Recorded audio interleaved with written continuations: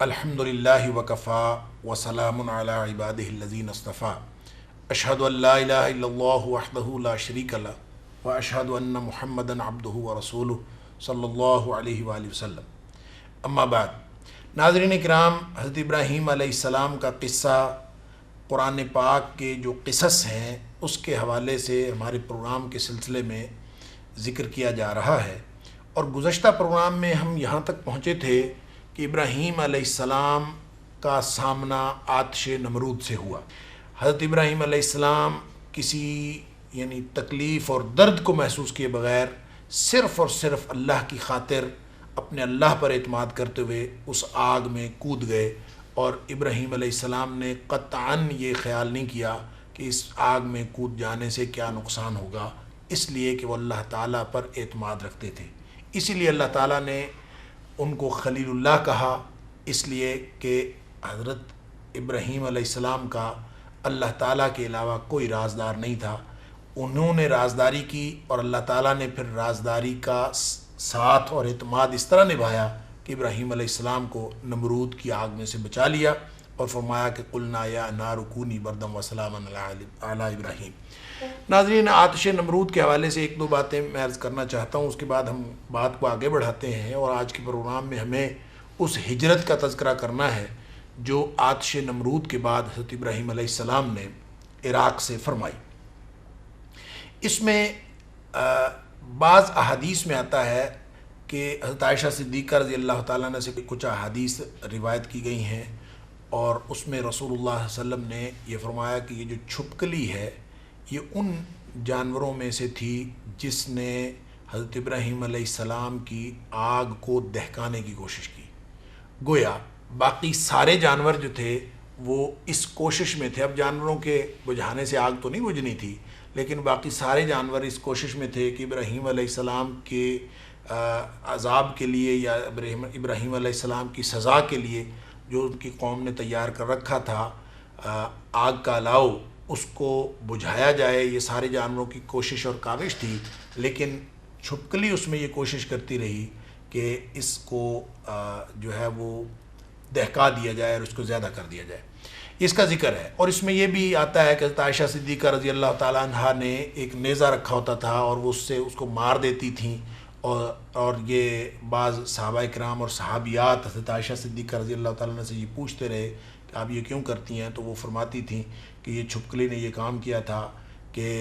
حضرت ابراہیم علیہ السلام کی آگ کو دہکانے میں مدد کی تھی۔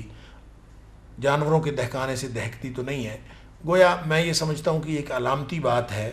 تو اس میں چھپکلی سے زیادہ ایک جو بڑا چھپکلا ہوتا ہے جو عام طور پر اوپر نیچے ہو کے اس طرح سے جیسچر بھی دیتا ہے جیسے وہ پھونکے مار رہا ہو، تو ہو سکتا ہے کہ اس کے بارے میں ہو کہ وہ اس نے حضرت ابراہیم علیہ السلام کی آگ میں دہکانے کا کوئی اس طرح سے کوئی پھونکے وغیرہ ماری ہوں۔ لیکن چونکہ روایات کے اندر آتا ہے چھپکلی جانور بھی موذی ہے، اور اس کی قسم کے جتنے بھی جانور ہیں، بڑے چھپکلے ہوں یا چھوٹی چھپکلی ہو، ان سب کو حدیث کے مطابق مار دینا ضروری ہے، کیونکہ یہ موذی جانوروں میں سے ہیں، انسان کو تکلیف دیتے ہیں۔ اس کی یہ وجہ ہو یا نہ ہو کہ اس نے ابراہیم علیہ السلام کے ساتھ کیا سلوک کیا تھا، لیکن بہرحال اس کا شمار موذی جانوروں میں ہوتا ہے اور اس کو مار دینا چاہیے۔ ناظرین اکرام، حضرت ابراہیم علیہ السلام اس آگ سے بچنے کے بعد، آتش نمرود سے بچنے کے بعد، اس سے اللہ کی حکمت اور اللہ کی قدرت کی وجہ سے جب بچ نکلے تو یہ لوگوں کے لیے ایک بڑی حیرت کی بات تھی، لیکن چونکہ سارے لوگ دشمن ہو چکے تھے، اس لیے حضرت ابراہیم علیہ السلام نے وہاں سے ہجرت کرنے کا ارادہ فرمایا۔ دلائل کے میدان میں اتمام حجت پہلے ہو چکا تھا، انہوں نے اپنا زور لگا لیا ابراہیم علیہ السلام کو رسوا کرنے میں۔ اللہ تعالیٰ نے حضرت ابراہیم علیہ السلام کو عزت بخشی۔ اب حضرت ابراہیم علیہ السلام نے وہاں سے ہجرت کرنے کا ارادہ فرمایا، اور قرآن کہتا ہے قال انی ذاہب الی ربی سیہدین، اب میں یہاں سے جانے والا ہوں، اور جانا کہاں ہے، منزل کیا ہے، مقام کیا ہے؟ فرمایا الی ربی، انی ذاہب الی ربی، اب میں اپنے رب کی طرف جانے والا ہوں۔ اور ظاہر ہے اس کا مطلب یہ تھا کہ میں جہاں بھی جاؤں گا، میری زندگی، میرا جینا مرنا وہی جو عقیدہ تھا ان صلاتی و نسکی و محیای و مماتی للہ رب العالمین. تو اب گویا جو ہجرت ہو رہی تھی یہ بھی اللہ تعالیٰ کے لیے ہو رہی تھی. تو فرمایا سیاح دین کس مقام پہ پہنچنا ہے اللہ تعالیٰ خود میری رہنمائی فرمائے گا. یوں حضرت ابراہیم علیہ السلام عراق سے نکلے اور مختلف علاقوں سے ہوتے ہوئے، اور قرآن کا بیان یہ ہے کہ حضرت لوط علیہ السلام بھی ساتھ تھے. قرآن کے بیان سے یہی معلوم ہوتا ہے کہ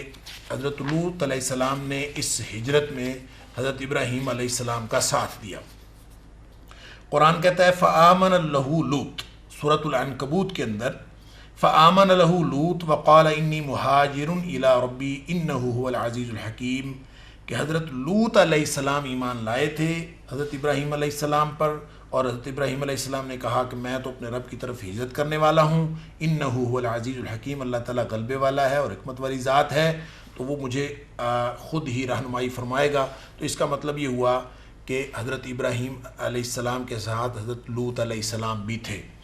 اور ایک دوسرے مقام پر قرآن پاک نے سورۃ الانبیاء کے اندر فرمایا وَنَجَّيْنَاهُ وَلُوطًا إِلَى الْأَرْضِ الَّتِي بَارَكْنَا فِيهَا لِلْعَالَمِينَ، کہ ہم نے اس کو یعنی ابراہیم علیہ السلام کو اور لوط علیہ السلام کو اس زمین کی طرف نجات دے دی جس زمین کو ہم نے جہانوں میں برکت عطا فرما رکھی ہے. گویا اس سے مراد فلسطین کی زمین ہے. اللہ تعالیٰ نے لوط علیہ السلام کو ابراہیم علیہ السلام کو دونوں کو نجات دی. اور جیسا کہ میں نے گزشتہ پروگرام میں بھی عرض کیا تھا کہ حضرت ابراہیم علیہ السلام کے ساتھ جو ہجرت کرنے والے آپ کی اہلیہ بھی تھیں اور حضرت لوط علیہ السلام کی اہلیہ بھی تھیں.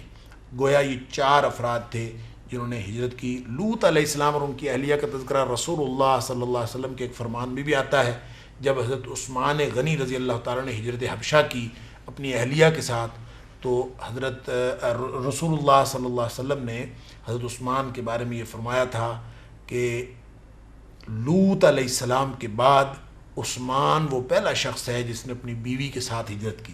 اس سے یہ معلوم ہوا کہ حضرت لوط علیہ السلام کی جو اہلیہ محترمہ تھیں وہ بھی حضرت ابراہیم علیہ السلام اور حضرت سارہ رضی اللہ تعالیٰ عنہ کے ساتھ تھیں. یہ ہجرت کر کے یہ وفد کہاں گیا؟ ناظرین کرام، اگر آپ تاریخی روایات پر نگاہ ڈالیں اور جو روایات احادیث کی کتابوں میں آتی ہیں ان پر نگاہ ڈالیں تو بات یہ سمجھ میں آتی ہے کہ یہ ہجرت بڑی کثیر الجہتی تھی، کثیر الجہات تھی اور کثیر المنازل بھی تھی. کسی ایک منزل پہ حضرت ابراہیم علیہ السلام نہیں رکے بلکہ مختلف جگہوں سے ہوتے ہوئے، یعنی عراق سے ارض شام یعنی فلسطین میں آئے، پھر وہاں بھی مختلف مقامات پر بسیرا کرتے ہوئے پھر آگے بڑھتے گئے، اور یوں دریائے فرات کے کنارے چلتے چلتے بالآخر یہ پورا یہ سعودی عرب جس کو آج ہم عرب کا جو جزیرہ ہے یہ کراس کر کے حضرت ابراہیم علیہ السلام مصر تک جا پہنچے، یعنی افریقہ تک جا پہنچے. تو مصر میں وہ واقعہ پیش آیا حضرت ابراہیم علیہ السلام کو کہ وہاں کا جو اس وقت کا فرعون تھا وہ بڑا جابر تھا اور ہر خوبصورت عورت کو پکڑ لیتا تھا. حضرت سارہ رضی اللہ تعالیٰ عنہ آپ کے ساتھ تھیں، اور یہ امکان تھا کہ حضرت سارہ رضی اللہ تعالیٰ عنہ کو بھی پکڑ لیا جائے گا. اس لیے حضرت ابراہیم علیہ السلام نے پہلے سے ہی حضرت سارہ سے کہہ رکھا تھا کہ اگر کوئی شخص پوچھے گا تو میں یہ کہہ دوں گا کہ یہ میری بہن ہے، اس لیے کہ معروف اور مشہور یہ تھا کہ اگر کسی کا کوئی اور عزیز رشتہ دار ہو تو وہ چھوڑ دیتا ہے، اور اگر کوئی کسی کی بیوی ہو تو وہ اس کو نہیں چھوڑتا، اس کو پکڑ لیتا ہے. اور یہ صحیح احادیث کے اندر بھی آتا ہے. حضرت ابو ہریرہ رضی اللہ تعالیٰ عنہ نے بھی روایت کیا ہے، صحیح بخاری کے اندر بھی مختلف احادیث مختلف الفاظ کے اندر، مسلم شریف کے اندر بھی، کہ جب وہ اس شخص نے اپنے کرندوں کے ذریعے سے حضرت سارہ رضی اللہ تعالیٰ عنہ کو پکڑ لیا اور اپنے پاس لے گیا اور برا ارادہ کیا، تو اللہ تعالیٰ نے حضرت سارہ کے دل میں یہ بات ڈالی. انہوں نے نماز پڑھنی شروع کر دی اور اللہ تعالیٰ سے دعا کی، تو اللہ تعالیٰ کی قدرت سے اور اس دعا کی قبولیت کے نتیجے میں اللہ تعالیٰ نے اس ظالم بادشاہ کو کسی ایسی بیماری میں یا ایسے درد میں مبتلا کر دیا کہ وہ تڑپنے لگا. حضرت سارہ رضی اللہ تعالیٰ عنہ کو یہ یعنی خدشہ ہوا کہ یہ مر ہی نہ جائے، اور اگر یہ مر جائے گا تو لوگ سمجھیں گے کہ کہ اس نے اس کو قتل کر دیا ہے۔ لہٰذا جب یہ خیال آیا تو اللہ تعالیٰ نے اس کو ٹھیک کر دیا، اور جب وہ ٹھیک ہو گیا اس نے پھر ارادہ بد کیا، حضرت سارہ رضی اللہ تعالیٰ نے پھر دعا کی، اور پھر وہ شخص اسی طرح تڑپنے لگا۔ 3 دفعہ جب یہ ہوا تو اس شخص نے یہ سمجھا کہ یہ کوئی جن یعنی جننی ہے اور جن ذات سے تعلق رکھتی ہے،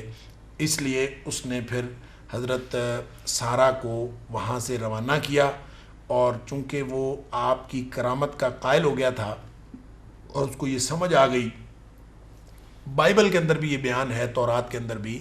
کہ وہ حضرت سارہ کی کرامت کا قائل ہو گیا تھا، اس کو معلوم ہو گیا تھا کہ یہ سارہ یا اس کا جو خاوند ہے جو اس کے ساتھ ہے، یہ دونوں کوئی اللہ کے مقرب بندے ہیں یا صاحب کرامت ہیں۔ اگر وہ اللہ کو تو وہ نہیں مانتا تھا، تو وہ صاحب کرامت سمجھا، اور صاحب کرامت سمجھ کر اس نے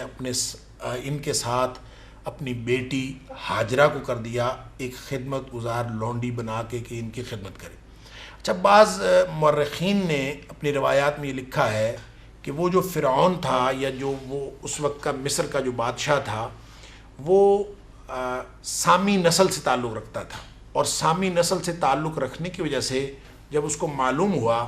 کہ حضرت ابراہیم علیہ السلام بھی اس کی نسل سے تعلق رکھتے ہیں، اس لیے اس نے حضرت ہاجرہ کو ان کے ساتھ کر دیا تاکہ وہ ان کی خدمت کرے گی، اور خدمت کرنے کی وجہ سے اس شخص کو گویا یہ اس بات کا اجر ملے گا۔ بہرحال اس کی وجہ جو بھی ہو، حضرت ہاجرہ ان کے ساتھ کر دی گئیں، اور چونکہ حضرت ہاجرہ جو ہیں وہ اس کی بیٹی تھیں اور لونڈی کے طور پر ان کے ساتھ کیا گیا، اس لیے بعض لوگوں کو یہ شبہ ہوا ہے تاریخی روایات سے کہ حضرت ہاجرہ جو تھیں یہ اس کی لونڈی تھیں، اور ایک لونڈی کو انہوں نے ان کے ساتھ کر دیا۔ اسی وجہ سے بعض اوقات جو ہے وہ بنی اسماعیل پر یہ اعتراض بھی کرتے ہیں کہ آپ جو ہیں وہ ایک لونڈی کے بطن سے پیدا ہوئے ہیں، جبکہ یہ تاریخی طور پر یہ بات درست نہیں ہے۔ حضرت ہاجرہ بادشاہ وقت کی بیٹی تھی، جبکہ ان کو حضرت ابراہیم اور حضرت سارہ کے ساتھ ایک لونڈی کے طور پر، ایک خدمت گزار کے طور پر جو ہے وہ بھیجا گیا، لیکن بعد میں اللہ تعالیٰ نے ان کو شرف و کرامت اس طرح سے بخشی کہ حضرت اسماعیل علیہ السلام کی پیدائش حضرت ہاجرہ رضی اللہ تعالیٰ عنہا کے ہاں ہوئی۔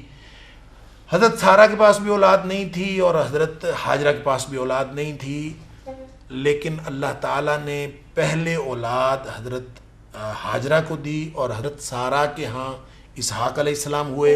اور حضرت ہاجرہ کے ہاں اسماعیل علیہ السلام ہوئے، لیکن ناظرین اکرام ان دونوں کے درمیان میں 13 سال کا عرصہ ہے۔ یہ جب مصر والا واقعہ ہوا ہے تو مصر سے حضرت ابراہیم علیہ السلام پھر واپس فلسطین آ گئے۔ اس وقت تک جب یہ واپس آئے ہیں فلسطین میں تو وہاں آ کے انہوں نے قیام کر لیا ہے۔ وہاں سے پھر حضرت لوط علیہ السلام کو الگ سے حکم دیا کہ وہ صدوم نامی بستی میں جا کے تبلیغ کریں، وہ وہاں چلے گئے، اور وہاں کی جو قوم تھی وہ مختلف قسم کی بدعمالیوں میں مبتلا تھی۔ حضرت لوط علیہ السلام ان کو تبلیغ کرنے لگے، اور پھر وہاں پہ جو قصہ ہوا وہ حضرت لوط علیہ السلام کے قصے میں انشاءاللہ بعد کے پروگراموں میں آئے گا۔ تو حضرت ابراہیم علیہ السلام جو تھے انہوں نے گویا 20 برس تقریباً جو ہے وہ فلسطین میں گزار دیے تھے، یعنی 20 برس گزار چکے تھے، جب ان کو یہ خواہش پیدا ہوئی کہ عمر میری بڑی ہو گئی ہے اور میرا کوئی بیٹا نہیں ہے، کوئی اولاد نہیں ہے جو میری وارث بنے، تو آپ نے اللہ تعالیٰ سے دعا کی، اور اللہ تعالیٰ نے اس دعا کے نتیجے میں حضرت اسماعیل علیہ السلام کی بشارت دی، اور وہ حضرت ہاجرہ رضی اللہ تعالیٰ عنہا کے ہاں ان کی پیدائش ہوئی۔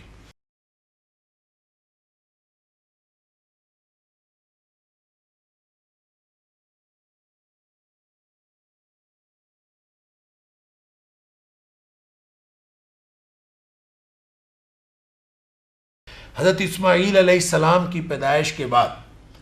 حضرت ابراہیم علیہ السلام نے حضرت اسماعیل اور حضرت ہاجرہ کو وہاں سے لیا اپنے ساتھ، اور پھر ایک ایسی وادی غیر ذی زرع، جس کو قرآن نے وادی غیر ذی زرع کہا ہے، ایک بے آب و گیاہ وادی جس کا نام بکہ تھا اور آج کل اس کو مکۃ المکرمہ کہتے ہیں، اس وادی میں چھوڑ دیا۔ اور یہ بھی ایک بڑا عجیب و غریب قصہ ہے جس کا اجمالاً تذکرہ تو قرآن پاک کے اندر ہے، لیکن اس کی تفصیل حضرت ابن عباس رضی اللہ تعالیٰ عنہ کی روایت میں موجود ہے، اور مختلف احادیث کے اندر اس کی تفصیل موجود ہے کہ حضرت ابراہیم علیہ السلام نے دونوں کو لیا۔ اس کے بارے میں مختلف لوگوں کا خیال یہ ہے کہ یہ باہمی چشمک کا نتیجہ تھا جو حضرت سارہ اور حضرت حاجرہ دونوں کے درمیان تھی، کیونکہ حاجرہ کے ہاں اولاد ہو گئی اور حضرت سارہ کے ہاں اولاد نہیں تھی، لہٰذا آپس میں دونوں خواتین کو جو تقاضۂ بشری کے تحت آپس میں کچھ حسد اور رشک وغیرہ کے جذبات پیدا ہوئے، جس کی وجہ سے حضرت ابراہیم علیہ السلام نے حضرت حاجرہ کو الگ کرنا چاہا۔ لیکن چونکہ ابن عباس کی روایت میں یہ موجود ہے کہ جب وہ چھوڑ کے واپس جا رہے تھے مکہ میں، تو حضرت حاجرہ نے حضرت ابراہیم علیہ السلام سے پوچھا تھا کہ یہاں کس کے پاس چھوڑ کے جا رہے ہو، اور روایت میں یہ جو آتا ہے کہ کھجوروں کی تھیلی اور تھوڑا سا مشکیزہ پانی کا دے کے حضرت ابراہیم علیہ السلام واپس چلے گئے، تو وہ جو تھیلی تھی وہ بھی اس طرح کی تھیلی نہیں تھی کہ وہ بہت بڑا کوئی تھیلا کھجوروں کا ہو، جس طرح تھیلی سے مراد کوئی اس طرح کی چھوٹی پوٹلی تھی جیسے کسی جراب کے اندر آپ چند کھجوریں ڈال دیں یا جراب ٹائپ کوئی چیز بنی ہوئی ہو اور اس کے اندر ڈال دیں، چھوٹی سی تھیلی کھجوروں کی اور تھوڑا سا پانی اور کچھ بھی نہیں تھا۔ تو اس کا، اور وادی بھی ایسی کہ جہاں پہ کوئی شخص نہیں تھا، کوئی چیز نہیں تھی، اور اسی روایت کے الفاظ ہیں کہ حضرت ابراہیم علیہ السلام جب واپس جانے لگے تو حضرت حاجرہ رضی اللہ تعالیٰ عنہ نے ان کو روک لیا، ان سے پوچھنے لگیں کہ آپ کہاں جا رہے ہیں، آپ جا رہے ہیں اور این تذہبوا، کہاں جا رہے ہیں، وتترکنا بہذا الوادی، ہمیں اس وادی میں چھوڑ کے جا رہے ہیں، اور وادی بھی ایسی کہ الذی لیس فیہ انس ولا شیء، جس میں نہ تو کوئی انسان ہے اور نہ کوئی چیز ہے۔ گویا انتہائی خوفناک تصور تھا کہ جو وادی بے آب و گیاہ تو تھی ہی، لیکن کوئی قریب کوئی انسان بھی نہیں بستا تھا۔ تو ایک چھوٹے سے بچے کو اپنی والدہ کے ساتھ اکیلا چھوڑنا، یہ بڑا ہی عجیب و غریب کام اور بڑا ہی عجیب و غریب تصور تھا، لیکن ابراہیم علیہ السلام حضرت حاجرہ کی اس بات کے جواب میں کچھ نہیں بولے۔ حضرت حاجرہ نے بار بار یہ پوچھا، بالآخر حاجرہ کو خیال ہوا کہ یہ پھر کوئی اللہ کا حکم ہوگا، اس لیے کہ حاجرہ حضرت ابراہیم علیہ السلام کی پوری زندگی سے واقف ہو گئی تھیں، پورے مزاج سے واقف ہو گئی تھیں کہ ابراہیم علیہ السلام نے زندگی میں کوئی کام اللہ کے حکم کے بغیر نہیں کیا، لہذا پوچھ لیا کہ اللہ الذی امرک بہذا، کہ کیا اللہ نے تجھے حکم دیا ہے، یہ اللہ کا حکم ہے، پوچھ لیا۔ اور بالآخر حضرت ابراہیم علیہ السلام بول پڑے اور انہوں نے فرمایا نعم، ہاں یہ اللہ کا حکم ہے۔ تو میں یہ گزارش کر رہا تھا کہ اگرچہ تاریخی روایات میں یہ موجود ہے کہ یہ سارہ اور حاجرہ دونوں بیویوں کی باہمی جو رقابت تھی، جو فطری طور پر سوکنوں میں اور سوتنوں میں ہو جاتی ہے، اس کی وجہ سے حضرت ابراہیم علیہ السلام کو وہاں چھوڑنا پڑا، یہ بات از خود غلط ثابت ہو جاتی ہے کہ صحیح حدیث کے اندر یہ آتا ہے کہ ابراہیم علیہ السلام نے حضرت حاجرہ کے سوال کے جواب میں یہ کہا کہ اللہ تعالیٰ کے حکم کے مطابق میں تمہیں یہاں چھوڑ کے جا رہا ہوں۔ تو اس کا مطلب یہ ہوا کہ یہ اللہ تعالیٰ نے حضرت ابراہیم علیہ السلام کو حکم دیا تھا کہ بچے کو اور بیوی کو وہاں چھوڑ دو۔ جب حضرت حاجرہ نے یہ سنا کہ یہ اللہ کے حکم سے مجھے چھوڑ کے جا رہے ہیں، تو پھر انہوں نے کہا اذن لا یضیعنا، کہ اگر یہ اللہ کا حکم ہے تو پھر آپ جائیں، ہمیں اللہ تعالیٰ ضائع نہیں کرے گا۔ اور پھر حضرت حاجرہ علیہ السلام، حضرت حاجرہ رضی اللہ تعالیٰ عنہ کا یہ جو اعتماد تھا اللہ پر، یہ بعد ازاں سچ ثابت ہوا۔ اور اس موقع پر حضرت ابراہیم علیہ السلام ان کو چھوڑ کر چلے گئے ہیں، اور وہاں پہ دعا بھی کی کہ ربنا انی اسکنت من ذریتی بواد غیر ذی زرع عند بیتک المحرم ربنا لیقیموا الصلاة فاجعل افئدة من الناس تہوی الیہم وارزقہم من الثمرات لعلہم یشکرون، کہ اے پروردگار میں نے اپنی جو اولاد ہے اس کو یہ بے آب و گیا وادی میں چھوڑا ہے اور تیرے گھر کے قریب، تیرے عزت والے گھر کے قریب چھوڑا ہے، اور یہ پھر ساتھ یہ دعا کی کہ لوگوں کے دل اس کی طرف مائل کر دے، اس گھر کی طرف، چونکہ وہاں پہ کوئی انسان نہیں تھا، کوئی چیز نہیں تھی، وارزقہم من الثمرات لعلہم یشکرون، کہ ان کو پھلوں کا رزق بھی عطا کرنا تاکہ یہ شکر کریں۔ تو گویا حضرت ابراہیم علیہ السلام نے اس گھر کے لیے، اور سورہ بقرہ کے اندر بھی حضرت ابراہیم علیہ السلام کی اس دعا کا ذکر ہے کہ حضرت ابراہیم علیہ السلام نے کہا کہ اس گھر کے لوگوں کو، مکینوں کو، مکہ کے شہر کے لوگوں کو رزق وافر عطا فرمانا، اور اللہ تعالیٰ نے ان کی یہ دعا قبول فرما لی۔ اور آج ہم دیکھتے ہیں کہ مکہ کے اندر کوئی چیز پیدا ہو یا نہ ہو، دنیا جہان کا فروٹ اور دنیا جہان کی نعمتیں مکہ شہر کے اندر مل جاتی ہیں۔ تو گویا یہ حضرت ابراہیم علیہ السلام کی دعا کا نتیجہ ہے۔ ناظرین کرام، حضرت ابراہیم علیہ السلام جب اسماعیل علیہ السلام اور ان کی والدہ ہاجرہ کو یہاں پہ چھوڑ کے چلے گئے ہیں، واپس چلے گئے ہیں، تو اللہ تعالیٰ نے حضرت اسحاق کی جو خوشخبری دے دی حضرت ابراہیم علیہ السلام کو۔ اور چونکہ حضرت ابراہیم علیہ السلام بہت ضعیف ہو چکے تھے، کہتے ہیں کہ 100 سال کے قریب حضرت ابراہیم علیہ السلام کی عمر تھی اور کوئی 86 سال کے قریب حضرت سارہ کی عمر تھی، تو اللہ تعالیٰ نے خوشخبری دی کہ اللہ تعالیٰ تمہیں بھی ایک بیٹا دینے والا ہے۔ اور اس پر حضرت سارہ جو تھیں انہوں نے حیرت کا اظہار بھی کیا، اور یہ بھی گویا ایک اللہ تعالیٰ کی طرف سے معجزہ تھا۔ اور جب حضرت سارہ نے اس معجزے کے اوپر اور اللہ تعالیٰ کی طرف سے اس خوشخبری کے اوپر جو ہے وہ حیرت کا اظہار کیا، تو اللہ تعالیٰ کی طرف سے وہ جو فرشتے آئے تھے خوشخبری دینے کے لیے، انہوں نے یہ بھی کہا کہ تو اللہ تعالیٰ کی رحمت پر حیران ہوتی ہے کہ اللہ تعالیٰ جو ہے وہ قالوا اتعجبین من امر اللہ رحمت اللہ وبرکاتہ،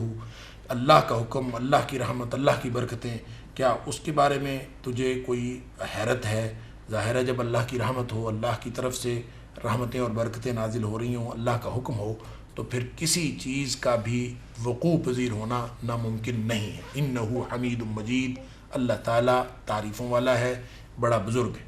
اور اس کا ذکر قرآن پاک کی مختلف صورتوں میں ہے کہ 2 فرشتے آئے، بعض نے کہا 3 تھے، اور وہ حضرت ابراہیم علیہ السلام کے پاس آئے مہمان بن کر، اور حضرت ابراہیم علیہ السلام نے سمجھا کہ یہ مہمان ہے، اور انہوں نے کوئی نہیں پوچھا ان سے کچھ بھی، اور بھاگے گئے اور ان کے لیے جو ہے وہ لے کے آ گئے، ایک بھنا ہوا بچھڑا لا کے ان کے سامنے رکھ دیا، گویا کھانے وغیرہ کا بندوبست کیا۔ تو یہ سورہ ہود کے اندر بھی اور سورۃ الحجر کے اندر بھی اور سورہ زاریات میں بھی اللہ تعالیٰ نے، اور سورۃ العنکبوت میں بھی اس کا ذکر ہے کہ جو حضرت ابراہیم علیہ السلام نے ان کی ضیافت کی۔ مثال کے طور پر یہاں سورۃ العنکبوت کے اندر فرمایا هل اتاک حدیث ضیف ابراہیم المکرمین، وہ جو معزز مہمان آئے تھے ابراہیم کو، ان کی خبر نہیں تیرے اوپر آئی؟ اذ دخلوا علیہ فقالوا سلاما، سلام کہہ کہ وہ اندر داخل ہوئے، قال سلام قوم منکرون، کہ ایسے لوگ تھے جن کو وہ جانتے نہیں تھے۔ اور سمجھا فراغ الی اہلہ فجاء بعجل سمین، ایک موٹا تازہ بچھڑا جو ہے وہ لے کے آگے ان کے سامنے رکھ دیا، انہوں نے کھایا نہیں، پھر پریشان ہو گئے، اس لیے کہ یہ روایت یہ تھی کہ جس کے گھر سے کوئی شخص مہمان کھانا نہیں کھاتا تھا اس کا مطلب ہوتا تھا کہ وہ دشمن ہے، لیکن وہ تو چونکہ فرشتے تھے اس لیے انہوں نے کھانا نہیں کھایا، اور حضرت ابراہیم علیہ السلام پریشان ہو گئے کہ یہ شاید کوئی دشمنی وغیرہ کوئی مسئلہ ہے۔ تو فأوجس منهم خیفة قالوا لا تخف وبشروه بغلام علیم، تو انہوں نے ایک تو یہ کہہ دیا کہ ڈرو نہیں، اور ساتھ یہ بتا دیا کہ ہم قریبی بستی کے طرف جو ہے وہ انا ارسلنا، جو سورہ ہود میں کہا انا ارسلنا الی قوم لوط، ہم قوم لوط کی طرف بھیجے گئے ہیں۔ تو اس پہ جو ہے وہ حضرت ابراہیم علیہ السلام کی جو اہلیہ سارہ تھیں وہ ہنسیں، وامرأتہ قائمۃ فضاحکت، وہ پاس کھڑی ہوئی تھیں قریبی اور باتیں سن رہی تھیں، تو وہ ہنسیں کہ ظاہر ہے ان کی قوم کی بدعمالیاں اور ان کی خبریں ان تک پہنچتی رہتی تھیں، اور ان کا خیال یہ ہوا کہ چلیں، وہ ان کو خوشی ہوئی کہ اب وہ جو بد اعمال قوم ہے وہ اس کی تباہی و بربادی ہونے والی ہے۔ لیکن انہوں نے ساتھ ہی فبشرناہا باسحاق، جب انہوں نے اسحاق کی خوشخبری دی تو اس پر حیران رہ گئیں۔ قالت یا ویلتا االد وانا عجوز وهذا بعلی شیخا، میں بانجھ ہوں اور یہ جو میرا خامد ہے یہ بھی بوڑھا ہوا پڑا ہے، ان هذا لشیء عجیب، عجیب و غریب بات۔ تو اس پر کہا گیا قالوا، انہوں نے فرشتوں نے کہا اتعجبین من امر اللہ رحمت اللہ وبرکاتہ علیکم اہل البیت انہ حمید مجید، کہ یہ اللہ کی رحمت اور برکت سے یہ سارا کچھ ممکن ہے۔ اور یہاں پہ فرمایا اہل البیت، اے گھر والوں، تو حضرت ابراہیم علیہ السلام کی اہلیہ سارہ تھیں اور تو گھر میں کوئی تھا نہیں۔ ایک مسئلہ اور بھی حل ہو گیا کہ بیوی جو ہے اسی کو اہل بیت کہا جاتا ہے، تو اللہ تعالیٰ نے قرآن میں بیوی کو اہل البیت کہا ہے، جو حضرت سارہ حضرت ابراہیم علیہ السلام کی بیوی تھی۔ تو بہرحال اس کا جو اگلا تذکرہ ہے کہ وہ فرشتے سدوم کی بستی کی طرف گئے، وہ انشاءاللہ لوط علیہ السلام کے قصے کے اندر آئے گا۔ یہاں پہ ہم اپنی بات کو اس طرف آگے بڑھاتے ہیں کہ حضرت ابراہیم علیہ السلام جب بعد میں 2 دفعہ چکر لگانے گئے حضرت اسماعیل علیہ السلام کے پاس، تو دونوں دفعہ چونکہ والدہ ہاجرہ جو ہیں وہ وفات پا چکی تھیں، تو دونوں دفعہ ملاقات نہیں ہوئی، اور اس میں روایات میں آتا ہے کہ حضرت ابراہیم علیہ السلام نے جب پہلی دفعہ گئے تو بیوی سے ملاقات ہوئی، اور آپ نے بیوی سے پوچھا حالات کیا ہیں، اس نے سختی اور مصیبتوں کی شکایت کی، تو آپ نے پیغام دیا خاوند سے کہنا کہ اپنی دہلیز جو ہے وہ تبدیل کر لیں، گھر کی چوکھٹ چینج کر لیں۔ تو حضرت اسماعیل علیہ السلام کو جب یہ پیغام ملا تو ان کو یہ سمجھ آ گئی کہ ابراہیم علیہ السلام آئے تھے اور وہ میرے باپ تھے اور انہوں نے یہ کہا ہے۔ اسی طرح جب اگلی دفعہ آئے تو دوسری بیوی تھی، اور اس نے جب کوئی اس طرح کی شکایت نہیں کی بلکہ صبر اور اطمینان کا اظہار کیا، تو حضرت ابراہیم علیہ السلام نے اس کے بارے میں یہ رائے دی کہ اسی چوکھٹ کو محفوظ رکھو۔ علاوہ ازیں ناظرین کرام، یہ اس پورے قصے میں جو بات رہ گئی ہے وہ حضرت اسماعیل علیہ السلام کی قربانی کا تذکرہ ہے۔ یہ میں نے باقی ساری باتیں آپ کے سامنے گوشگزار کر دی ہیں۔ حضرت ابراہیم علیہ السلام نے حضرت اسماعیل علیہ السلام کو جو قربان کرنے کا جو منصوبہ بنایا اللہ تعالیٰ کے حکم سے، اس کا تذکرہ انشاءاللہ اگلے پروگرام میں ہوگا۔ اور اب آج کے اس پروگرام کا وقت ختم ہوا چاہتا ہے۔ آئندہ پروگرام میں انشاءاللہ حضرت اسماعیل علیہ السلام کی جو قربانی ہے، تاریخی قربانی اور عظیم قربانی، اس کا تذکرہ آئے گا، اور حضرت ابراہیم علیہ السلام کی اس ہجرت اور اس سارے جو سفر کے دیگر حالات ہیں وہ انشاءاللہ ذکر ہوں گے۔ تب تک کے لیے اجازت دیجیے۔ اللہ تعالیٰ میرا اور آپ کا، ہم سب کا حامی و ناصر ہو۔ اللہ حافظ۔ السلام علیکم ورحمۃ اللہ وبرکاتہ۔